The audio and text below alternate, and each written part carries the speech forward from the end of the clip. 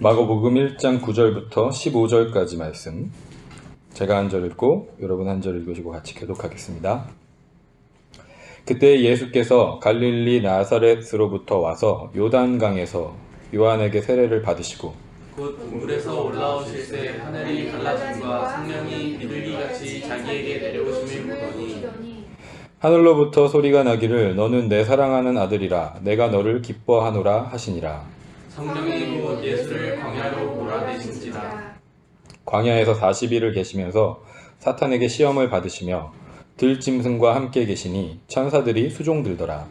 요한이 잡힌 후 예수께서 갈릴리에 오셔서 하나님의 복음을 전파하여 같이 읽겠습니다. 이르시되 때가 찼고 하나님의 나라가 가까이 왔으니 회개하고 복음을 믿으라 하시더라.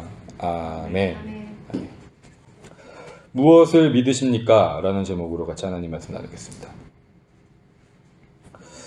우리가 지난주에 복음의 시작이라는 제목으로 같이 하나님 말씀 나눴었는데, 거기서 복음이란 무엇인가에 대해서 얘기했었어요.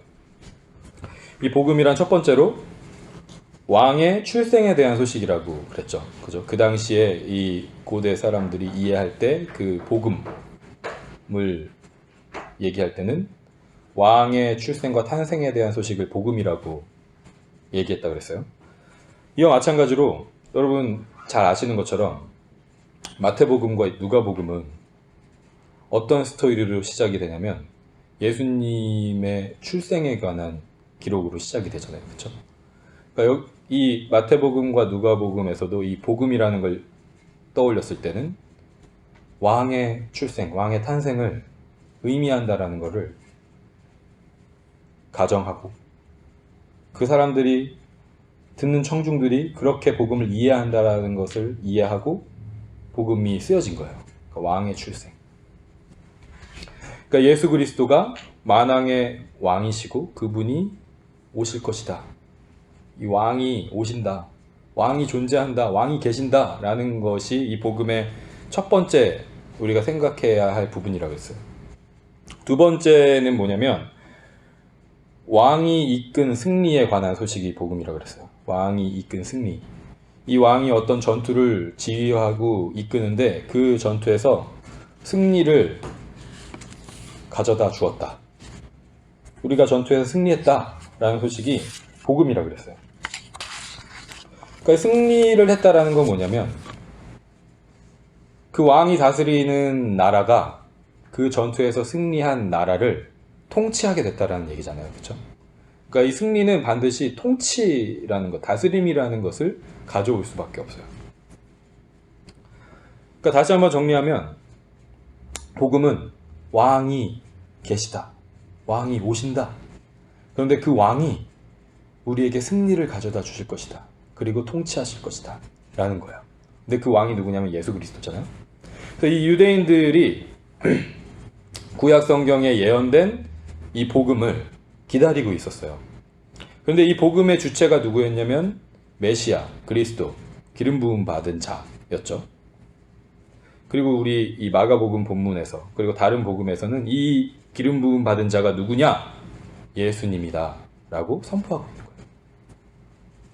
그래서 이 예수 그리스도가 왕으로 오시기 때문에 그 길을 준비하라 라고 선언했어요. 그래서 이 왕이 오실 길을 준비한다라는 건 어떤 의미냐면 그 오실 왕을 진정으로 나의 왕으로 받아들일 준비를 하라는 거예요. 그 길을 준비하라는 거야. 근데 그 준비 작업이 뭐라 그랬냐면 회개라 그랬죠. 회개. 이전의 주인과 왕으로 섬겼었던 대상으로부터 돌아서서 진정한 왕을 섬기는 것, 그게 회개라 그랬어요. 다른 말로 좀 풀어서 얘기하면 나 자신이었든지 아니면 이 땅의 부와 성공과 명예, 아니면 이러한 것들을 가져다 줄 것으로 믿었었던 어떤 대상들, 우상들을 떠나서 거기서 돌이켜서 영원한 생명을 주시는 영원한 하나님의 나라, 그 나라의 왕이신 예수 그리스도께로 돌아서는 게 회개라 그랬어요. 그분을 왕으로 인정하는 것. 그래서 그분을 왕으로 섬기는 가운데 그분의 백성으로서 그분의 말씀과 그분이 다스리시는 나라의 가치관을 토대로 해서 말하고 행동하면서 살아가는 것. 그게 회개라고 그랬어요. 그렇게 살기로 결단하는 것. 그죠? 그래서 우리가 이 결단을 세례라는 의식을 통해서 한다 그랬잖아요. 함께 그 결단을 내리고 살아가는 믿음의 사람들과 함께 그 믿음의 공동체 안에서 공개적으로 내가 이제는 회개합니다. 내가 예수 그리스도를 주인과 왕으로 삼으며 살아가기를 결단합니다라고 우리가 공개적으로 세례를 받아요. 그렇죠? 어디 이렇게 숨어서 세례를 받는 게 아니라 믿음의 사람들과 함께 공개적으로 나의 믿음을 선포하는 그런 사건으로 우리가 세례를 받아요. 회개의 사건을, 세례라는 사건을 공개적으로 우리가 받는단 말이에요. 왜 이렇게 하냐면 서로가 믿음 안에서 말씀으로 위로하고 격려하고 서로 섬기고 사랑하고 하면서 그 결단의 삶을 함께 살아가기 위해서 예수 그리스도를 왕과 주인으로 섬기는 삶을 함께 서로 밀어주고 끌어주고 도와주고 격려하고 하면서 함께 살아가기 위해서 우리가 공개적으로 믿음의 공동체 안에서 세례를 주고 세례를 받는 그런 의식을 행한단 말이에요.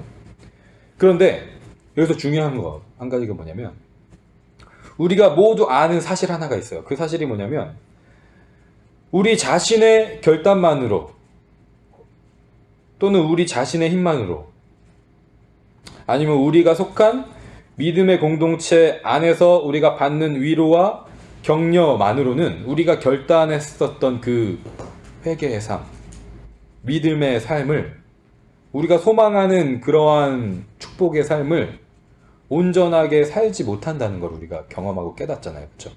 매일매일의 삶을 살면서 많은 순간마다 매일마다 하루에도 수도 없이 우리 자신이 실패하고 내가 연약하고 내가 믿음이 없구나 라는 어떤 그런 모먼트들을 우리가 마주하고 경험하고 깨닫고 애통하고 그런 시간들을 보내잖아요. 그게 사실이잖아요. 우리의 믿음의 삶 가운데 사랑하지 못하고 용서하지 못하고 거친 말을 내뱉거나 욕심에 이끌려서 행동하거나 남을 미워하거나 시기하거나 남과 나를 비교하거나 하는 어떤 그런 순간순간들이 우리의 매일매일의 삶에 정말 많이 있잖아요. 그렇죠? 예수님의 마음이 아닌 다른 마음들이 내 안에 가득한 것처럼 느껴지는 때가 있잖아요. 내가 분명히 회개하고 결단하고 내가 그러한 삶을 살지 않겠습니다라고 결단하고 시작을 했음에도 불구하고 믿음의 공동체 안에서 서로가 끌어주고 서로 위로하고 격려하고 만날 때마다 우리 그렇게 살면 안 되지 않겠니? 서로 위해서 기도하고 하면서도 우리 삶의 현장에서 그렇게 살아가지 못하는 모습을 우리가 발견하는 게 사실이잖아요. 그렇죠? 그렇다면 이러한 절망의 순간에 우리가 붙잡아야 할 것, 이 절망 가운데 붙잡아야 할 소망이 무엇인가? 그 소망에 대해서 오늘 본문이 우리에게 말씀하고 있다고 생각해요. 지난주에 우리가 봤었던 그 본문 마지막 파트 마가복음 1장 7절 8절에 세례 요한이 이렇게 말을 해요. 제가 한번 읽어드릴게요. 그가 전파하여 이르되 나보다 능력 많으신 이가 내 뒤에 오시나니 나는 굽혀 그의 신발끈을 풀기도 감당하지 못하겠노라. 나는 너희에게 물로 세례를 베풀었거니와 그는 너희에게 성령으로 세례를 베푸시리라. 라고 세례 요한이 전파해요. 자기에게 세례 받으러 온 사람들에게 나는 여러분에게 물로 세례를 베풀었지만 내 뒤에 오시는 나보다 훨씬 더 능력 많으신 분, 예수 그리스도, 그분이 여러분들을 성령으로 세례를 베푸실 것입니다. 라고 전파하는 거예요. 세례 요한이 베푼 세례는 물 세례였고 우리가 방금 전에 쭉 요약했던 것처럼 이 물 세례의 의미는 회개함, 죄사함이에요. 그죠? 회개하여 죄사함을 받는 것이 이 물 세례의 의미예요. 더 이상 다른 것을 왕과 주인으로 섬기지 않고 진정한 왕께로 돌아서서 그분만을 섬기겠다는 선언과 결단, 이 물세례라 그랬잖아요. 그런데 이 세례 요한이 이 물세례만으로는 완전하지 않다는 어떤 뉘앙스로 지금 얘기하는 거예요.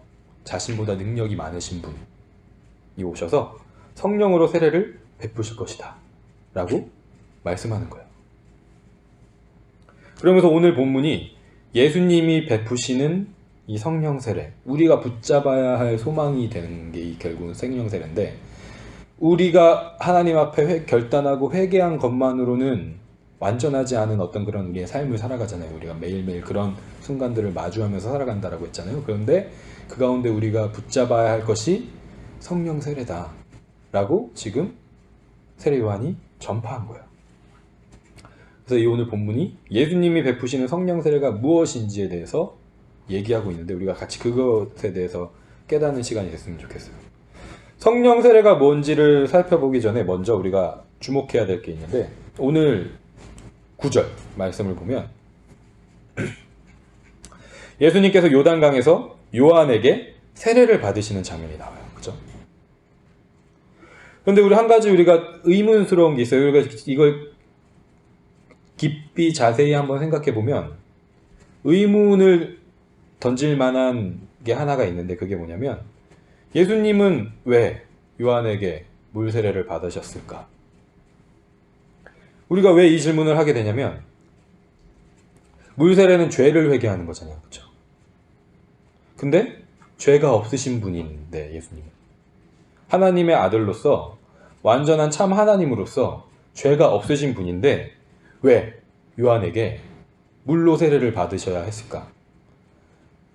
죄를 고백하는 이 죄사함의 회개의 이 세례를 왜 받으셔야 했을까라는 질문을 우리가 던질 수가 있잖아요. 그렇죠? 요한도 예수님께서 자기한테 세례를 받으러 오셨을 때 같은 의문점이 있었던 것 같아요. 그래서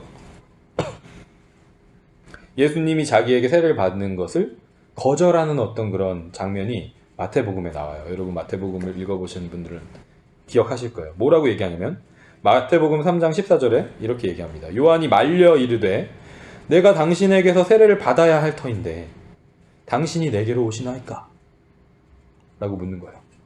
리즈너블한 질문이잖아요. 그렇죠? 충분히 물어볼 수 있는 질문이에요. 요한이 이해가 안 되는 거예요. 나보다 능력 많으신 분, 하나님의 아들 그리스도이신데 왜 나에게 세례를 받으러 오십니까? 내가 당신한테로부터 세례를 받아야 되는데. 그런데 예수님께서 왜 자신이 요한에게 세례를 받아야 하는지에 대해서 말씀하시는 거예요. 3장 15절, 마태복음 3장 15절에 이렇게 말씀하세요.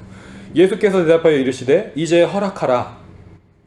우리가 이와 같이 하여 모든 의를 이루는 것이 합당하니라 하시니 이에 요한이 허락하는지라. 예수님이 뭐라고 말씀하시냐면 우리가 이와 같이 하여 모든 의를 이루는 것이 합당하니라 라고 말씀하세요.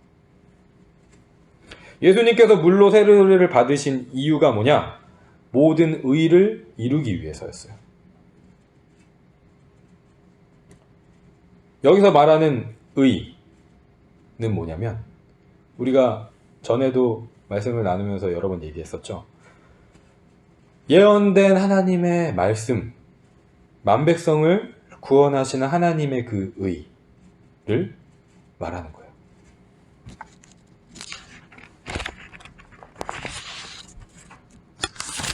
이 하나님의 의가 뭐냐면 죄인의 자리에서 의인의 자리로 옮기시는 그 하나님의 의를 말하는 거거든요.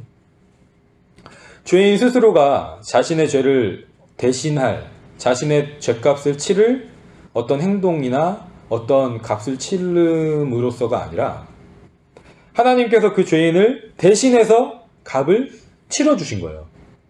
그러니까 죄인은 한 게 아무것도 없는데, 죄인 스스로는 한 게 아무것도 없는데 그 죄인을 대신해서 하나님이 값을 치러주신 그 의, 그래서 하나님의 백성으로 삼으시는 의를 얘기하는 거예요. 그래서 죄에서 의로 옮겨주신 것, 사망에서 생명으로 옮겨주신 것, 그게 하나님의 의라고 그랬잖아요. 그죠?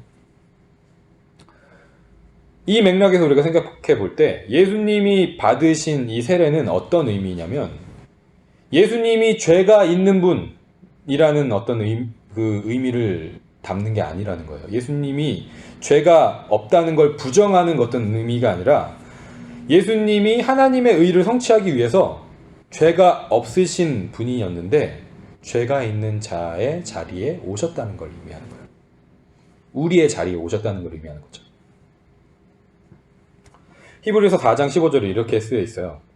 우리에게 있는 대제사장은, 여기 대제사장은 예수 그리스도인데, 우리에게 있는 대제사장은 우리의 연약함을 동정하지 못하실 이가 아니요 모든 일에 우리와 똑같이 시험을 받으신 이로되 죄는 없으시니라. 우리와 똑같이 시험을 받으신 이로되 죄는 없으시니라. 죄가 없으신 분, 무죄한 분인데 죄가 있는 자의 자리에 오신 거예요. 왜? 인간을 하나님의 자녀 삼기 위해서. 죄인을 의인 삼기 위해서. 하나님의 아들이신 예수님이 사람이 되신 거라는 얘기죠. 우리 많이 했던 찬양 중에도 그런 거 있었죠. 하나님의 아들이 사람이 되신 것은 사람들을 하나님의 아들 삼기 위함이라, 이런 찬양 가사가 있었어요. 우리가 하나님의 꿈이라는 어떤 그 찬양 우리가 할 때. 그러니까 원래는 죄를 지은 자도 아니고 죄값을 치러야 할 존재도 아닌데 죄인인 대상을 사랑해서 그 죄인을 의인으로 만들기 위해서 대신 그 자리에 간 것, 대신 그 자리에 앉으신 것, 그리고 값을 대신 치르신 것, 그게 예수님이 회개의 세례를 받으신 의미라는 거예요. 우리의 자리에 오셨다라는 것을 말씀하고 있는 거죠. 어떻게 보면 이렇게 좀 말도 안 되는 것 같은 하나님이 사람이 되고, 그죠? 신적인 존재가 유한한 존재가 되고 하는 어떤 이런 말도 안 되는 것 같은 사랑의, 하나님의 그 사랑의 행위가 사실은 우리 사람들의 그 어떤 행동 양식 가운데서도 완전하지는 않지만 어느 정도 나타나고 반영되는 걸 우리가 조금만 생각해 보면 알 수가 있어요. 예를 들어서 부모님의 사랑을 우리가 생각해 보면, 부모가 되면 어떤 마음이 드냐면 자녀가 막 아프고 자녀가 막 죽을 병에 걸리고 하면 내가 대신 아팠으면 좋겠다라고 얘기해요. 그죠? 내가 대신 죽었으면 좋겠다라고 얘기해요. 부모의 그 사랑을 표현할 때 내가 자녀 대신 아팠으면 좋겠고 내가 자녀 대신 죽었으면 좋겠다라고 얘기하는 거예요. 내가 자녀 대신 고통받았으면 좋겠다라고 얘기하는 거예요. 자기는 그 고통을 받을 상황에 처해 있는 게 아닌데 그 자녀가 처해 있는 상황에 내가 들어가고 싶다라는 거예요. 너무 사랑해서. 그렇죠? 그러니까 부모님의 사랑을 통해서 우리가 그것을 깨닫게 되고, 우리가 또 부모가 되었을 때 아, 이런 사랑이 정말 가능하구나, 정말 이렇게 표현하게 되는구나, 이렇게 사랑하게 되는구나를 우리가 깨닫게 되는 거예요. 또 다른 예를 한번 생각해 보면 연인 간의 사랑에서도 마찬가지예요. 정말 뜨겁게 사랑하는 어떤 관계, 하루아침에도 정말 사랑에 빠지고 첫눈에 반하고 하는 그런 관계들을 보면 죽음을 바쳐서라도 그 사랑을 지키려고 하는 어떤 그런 모습들이 있어요. 제가 떠올랐던 장면 하나는, 여러분 타이타닉이라는 영화 다 보셨어요? 타이타닉이라는 영화 다 보셨죠? 거기 남자 주인공과 여자 주인공이 신분을 초월해서 사랑에 빠지잖아요. 근데 그 사랑에 빠진 기간이 그렇게 길지 않잖아요. 한순간에 사랑에 빠져서 며칠 길지 않은 어떤 그런 기간 가운데 사랑에 빠져서 뜨겁게 사랑하는 관계가 돼요. 그런데 그 결말을 여러분 다 아시잖아요. 마지막에 여자를 살리기 위해서 남자가 물속으로 들어가고 한 명밖에 지금 살 수 없는 그 판자떼기 위에 여자를 올려서 여자를 살리는 자리에 가고 자기가 죽는 자리에 가잖아요. 그렇죠? 그러니까 남자와 여자의 그 사랑 가운데서도 내가 그 사랑하는 사람을 대신해서 죽음의 자리에 내가 가겠다, 이 사람을 살리고 내가 죽겠다 라는 어떤 정말 미스테리한 어떤 사랑의 힘이 발현되는 걸 우리가 본단 말이에요. 또 한 가지 제가 떠올랐던 건 뭐냐면, 제가 군대에 있을 때 여러 번 들었었던, 군대에 있을 때 막 이제 군인 정신 막 이런 거를 막 얘기하면서 정말 어떤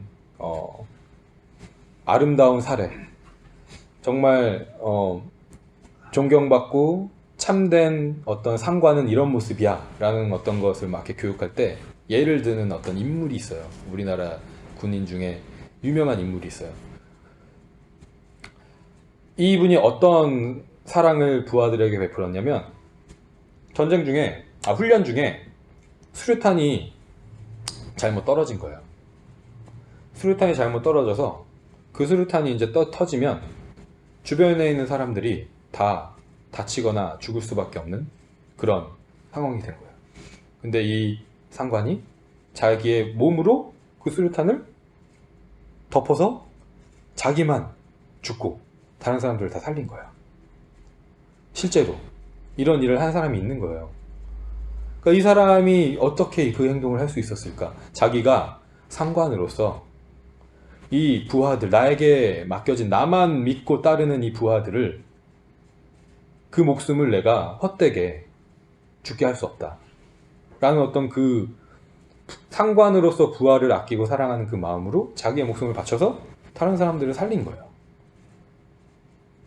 굳이 자기가 죽음의 자리에 가지 않아도 되는데 그 죽음의 자리에 가서 다른 사람들을 살리는 거예요. 자신이 짊어져야 할 고통과 아픔과 죽음이 아님에도 불구하고 사랑이 너무 크면 기꺼이 그 상황 가운데 자기가 들어가서 다른 사람을 건져낸다는 거죠. 이게 사람의 그 생활 양식과 행동 양식 가운데도 나타난다면, 하나님의 사랑, 이 인간이 표현할 수 있는 그 사랑보다 훨씬 더 큰 그 사랑이라는 것을 우리가 생각해 본다면, 우리들을 구원하시기 위해서 몸소 하나님인데 인간이 되신 하나님의 그 사랑, 그 사랑을 우리가 조금이나마 깨달을 수 있다고 생각해요. 저와 여러분이 예수 그리스도를 통해서 표현된 그 하나님의 사랑,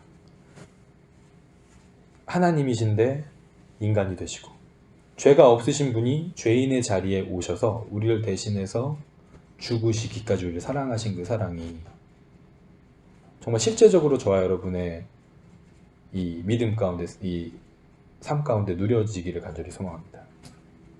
일단은 예수님이 먼저 인간의 자리에 오셔서 그 우리가 회개해야 할 존재, 우리가 죄를 사함을 받아야 할 존재라는 것을 선포하시고 입증하셨어요. 하나님의 그 사랑으로. 죄인들과 함께 요한에게 물로 세례를 받으셨다는 거죠. 그런데 우리가 이제 더 나아가서 생각해 볼 건 뭐냐면, 예수님이요, 우리가 성경에서 봤을 때, 그리고 역사적으로도 봤을 때, 예수님은 물로 세례를 받으신 적은 있지만 단 한 번도 그 어떤 누구도 예수님이 직접 물로 세례를 주신 적은 없어요. 성경에 예수님이 세례를 베푸셨다라고 기록된 부분은 하나도 없어요. 어떻게 보면 좀 그런가? 라고 생각할 수도 있지만 그게 성경의 증언이에요. 예수님께로부터 직접 예수님의 제자들도 세례를 받은 사람들이 없어요.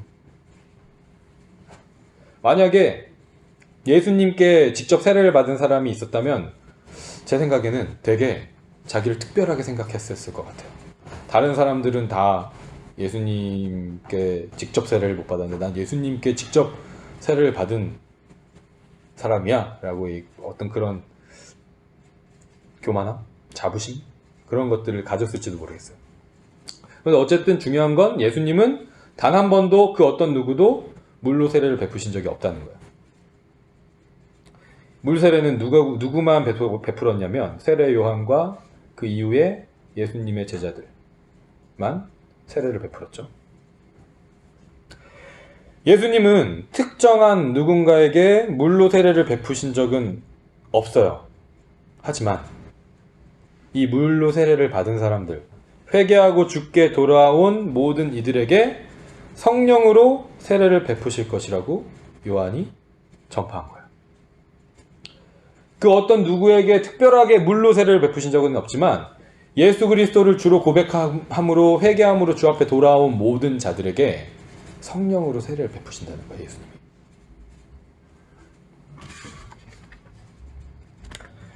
오늘 이 본문에서 예수님께서 요한에게 세례를 받으신 사건과 그 이후에 이어지는 사건을 우리가 이제 보면 이 성령 세례가 더 구체적으로 어떠한 것인지에 대해서 우리가 알 수가 있어요. 오늘 10절 말씀을 보면 곧 물에서 올라오실새 하늘이 갈라짐과 성령이 비둘기같이 자기에게 내려오심을 보시더니 라고 말씀합니다. 예수님께서 세례를 받고 올라오실 때 성령이 비둘기같이 내려왔대요. 그렇죠?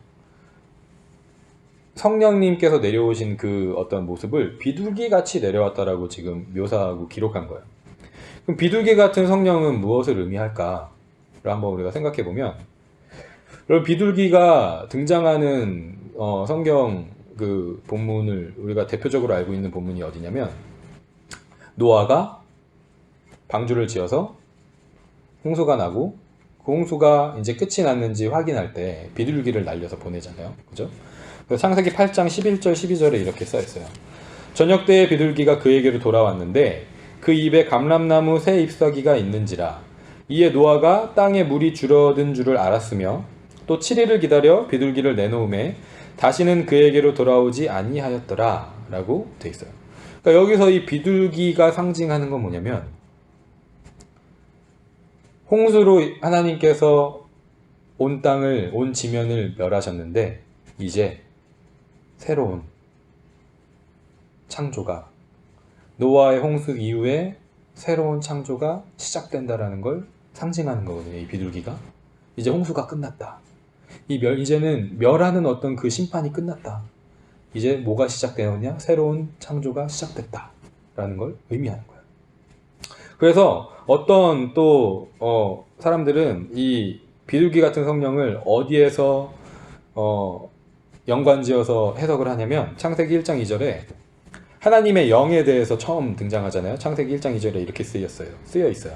땅이 혼돈하고 공허하며 흑암이 깊음 위에 있고 하나님의 영은 수면 위에 운행하시니라.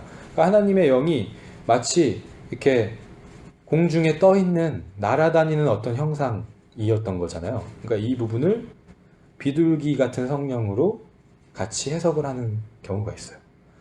그러니까 동일하게 우리가 여기서 알 수 있는 건 뭐냐면 성령이 임하셨다, 성령이 내려오셨다라는 건 뭐냐면 새로운 창조하시는 하나님, 새롭게 하시는 하나님을 의미하는 거예요.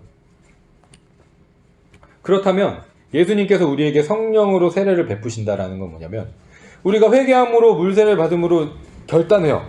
내가 이제는 만왕의 왕이신, 나의 진정한 왕이신 예수 그리스도를 섬기는 존재가 되겠습니다라고 결단해요. 근데 그 결단만으로는 부족하다는 거예요. 그래서 예수님께서 성령으로 세례를 베푸심으로 새로운 창조를 이루시는 거예요. 우리의 삶 가운데 우리를 새로운 존재, 새로운 피조물, 거듭난 존재가 되게 하신다는 거죠. 성령께서. 그런데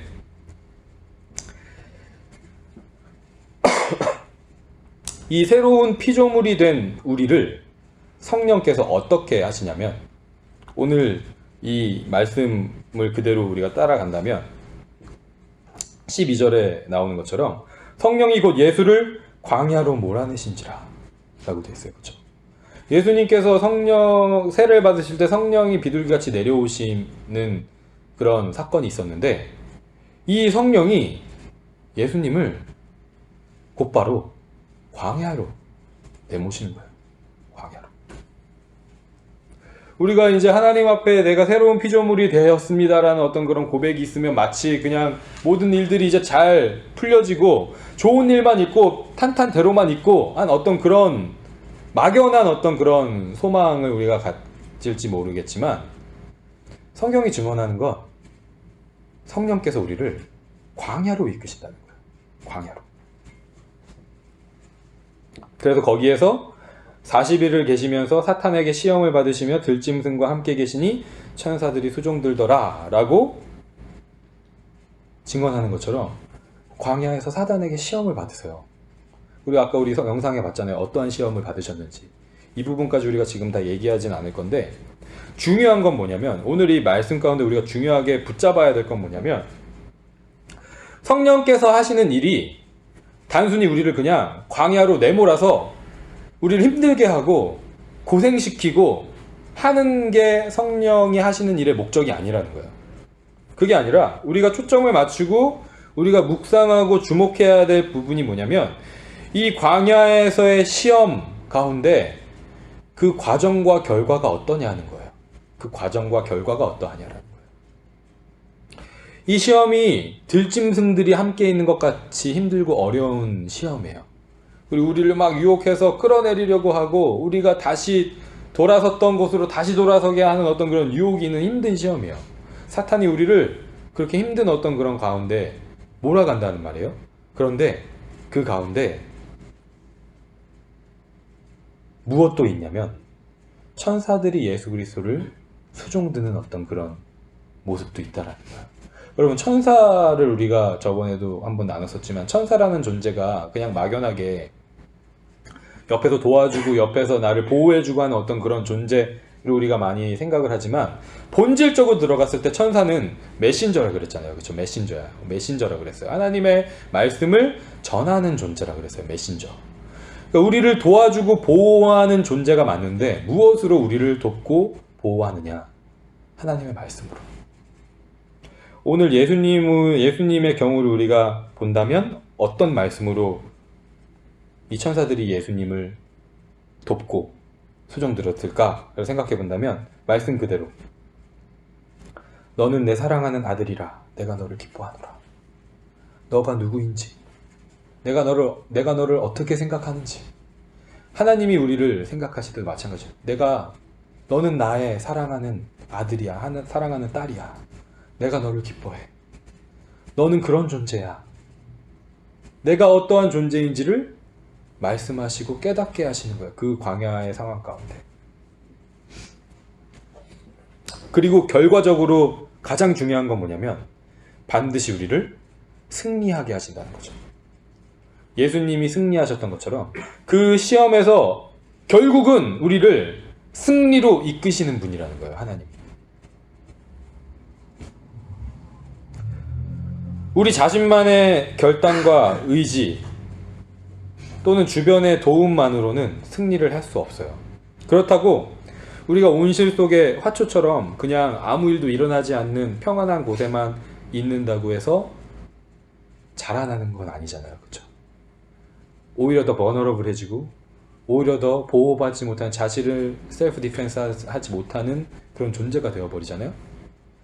그런데 성령께서는 우리를 실제적이고 완전한 하나님의 백성으로 살아갈 수 있도록, 예수 그리스도 안에 진정으로 새로운 피조물이 되어질 수 있도록, 그렇게 살아갈 수 있도록 사단의 유혹이 있는, 시험이 있는 광야로 우리를 이끌어 가시는 거예요. 그래서 거기에 가서 우리와 함께 싸워주시는 거예요. 그리고 예수님께서 승리하신 것처럼 실제로 우리가 그 승리를 맛볼 수 있는 존재다라는 것. 우리에게도 승리가 약속되어 있다. 우리도 반드시 승리하는 존재다 라는 것을 깨닫게 하시기 위해서 우리를 광야로 이끌어 가신다는 거예요. 그러니까 많은 사람들이 단순히 나는 지금 광야에 있어. 너무 힘들어. 이 가운데 하나님의 도우심이 있겠지. 그렇게 내가 또 하나님을 더 알아갈 수 있겠지. 어떤 그런 막연한 어떤 기대와 소망들 가운데 머물러 있는 경우가 많이 있는 것 같아요. 그런데 오늘 이 말씀을 통해서 우리가 반드시 붙잡아야 될 건 뭐냐면 막연한 기대나 막연한 소망이 아니라는 거예요. 반드시 성취되는, 반드시 쟁취되는 승리가 우리에게 있다라는 거예요. 이 광야의 과정들을 통해서 나와 함께 하시는 그 성령의 그 도우심, 그 말씀으로 나를 이끌어 가시는 그 도우심을 통해서 나는 반드시 승리하는 존재가 된다 라는 걸 붙잡으라는 메시지가 오늘 예수님께서 우리에게 주신, 이 말씀을 통해서 주시는 메시지인 거예요. 그냥 막연하게 광야 너무 힘들어, 이 광야가 빨리 끝났으면 좋겠어 라는 것에 머물러 있는 게 아니라, 광야의 힘듦에 머물러 있는 게 아니라 반드시 그 광야에서 승리를 맛보게 하실 분이 나의 구주 예수 그리스도다 라는 걸 붙잡으라는 거예요. 그러면서 오늘 이제 마지막 14절 15절을 보면, 예수님이 세례를 받으시고 시험에서 승리하신 다음에 비로소 이제 복음을 전파하는 사역이 시작돼요. 그렇죠? 그런데 예수님이 뭐라고 말씀하시냐면, 때가 찼고 하나님의 나라가 가까이 왔으니 회개하고 복음을 믿으라 하시더라 라고 되어 있어요. 복음을 믿으라. 오늘 우리 말씀의 제목이 무엇을 믿으십니까? 잖아요. 그죠? 근데 예수님이 정답을 지금 주시는 거예요. 복음을 믿으라.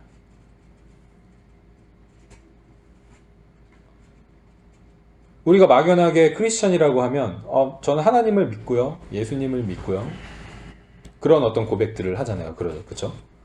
그런데 만약에 그 믿음의 대상, 그 대상이 의미하는 바가 온전히 무엇인지를 알지 못한다면 그 믿음은 흔들릴 수밖에 없어요. 그렇죠? 근데 예수님은 분명하게 오늘 뭐라고 말씀하시냐면 복음을 믿으라고 말씀하시는 거예요. 그렇죠? 복음. 나를 믿으라 라고 지금 말씀하시지 않고 복음을 믿으라 라고 말씀하시는 거예요. 그렇죠? 그러면 이 복음을 믿으라는 건 무슨 뜻이냐? 단순히 예수님께서 행하시는 어떤 표면적인 그런 기적의 능력들을 믿으라는 게 아니라는 거예요. 그렇죠? 그리고 우리에게 순간순간 주신 어떤 위로나 그런 감정적인 어떤 그런 부분들, 나와 함께하고 계시는 것 같은 어떤 예수님, 그걸 믿으라고 얘기하는 게 아니에요. 복음을 믿으래요. 이 복음을 믿는다는 건 뭐냐? 예수 그리스도가 왕이시라는 걸 믿는 것. 그리고 이 예수 그리스도가 승리자시라는 것. 그래서 나는 나의 왕 되신 예수 그리스도의 백성이고, 그분이 이루신 그 승리를 나 또한 이루고 맛보는 존재라는 걸 믿는 게 복음을 믿는 거거든요. 그렇죠? 그러니까 저와 여러분은 복음을 믿는 존재로 지금 부름을 받은 거예요. 그냥 표면적인 이 복음서에서 나오는 예수 그리스도의 그런 표면적인 어떤 그런 능력들, 우리 삶의 일시적인 것들을 변화시키고 만족시켜주고 위로하고 격려해주는 어떤 그런 것들을 본질적으로 믿는 게 아니라 예수 그리스도가 만왕의 왕이신 것을 믿고, 그 만왕의 왕이신 예수 그리스도가 죄와 사망의 권세, 사단의 그 유혹들 가운데서 승리하신 분이셔서 우리도 이 광야의 인생길을 걸어갈 때 반드시 승리하는 존재로 나를 이끌어 가실 것이다 라는 걸 믿는 존재가 되라고 예수님께서 우리에게 말씀하신다고 믿어요. 저와 여러분이